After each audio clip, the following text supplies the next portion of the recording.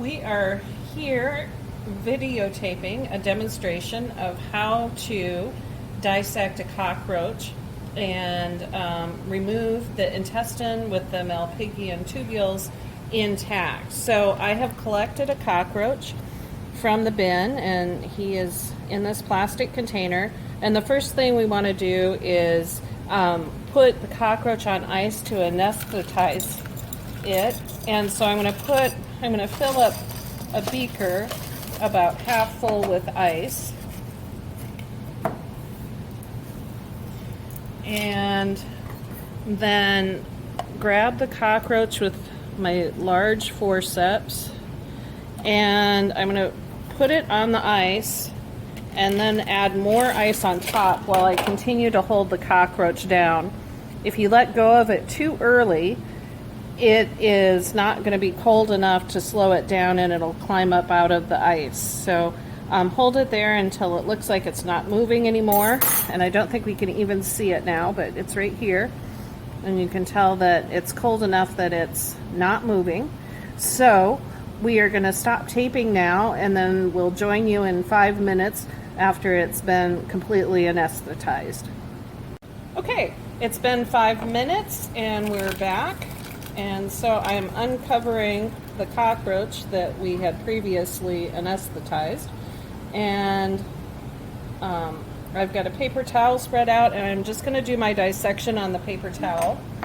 The first thing I'm going to do is remove the head. And you can either have your lab partner help you, or you can probably manage it on your own.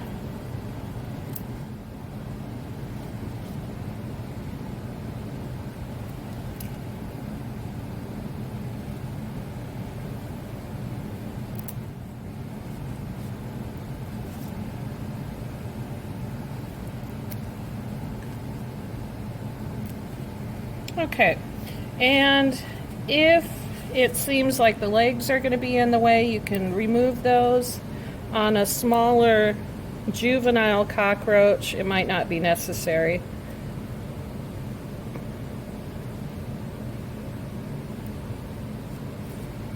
Okay, so you will notice that the cockroach abdomen is segmented, and what I'm going to do is grab a hold of the very last segment, and I'm going to cut, actually not cut, I'm going to hold it down so I can apply some tension, and what I'm going to do is pull that last segment and it should,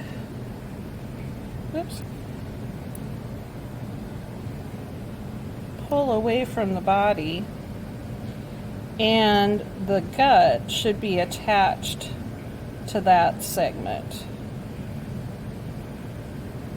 And you want to keep pulling with gentle tension, but not so hard that it breaks, like I just did. But if that happens, you should be able to just pick up where it broke and continue to pull.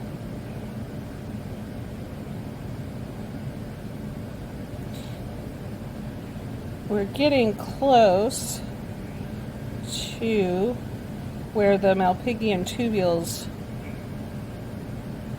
are found on the intestine. Okay, so that should be everything.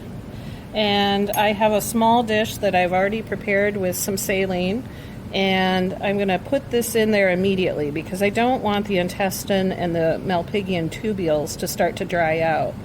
So you'll notice that there's some very bright white tubules along the intestine, and that's not the Malpighian tubules. The Malpighian tubules are a little more cream colored, a little smaller than the other ones, and without looking in the microscope, I believe they are right in this area here.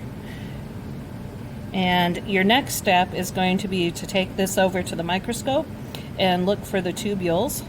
And then you can pick up in your lab notebook where it talks about finding the alpha ketoglutarate concentration.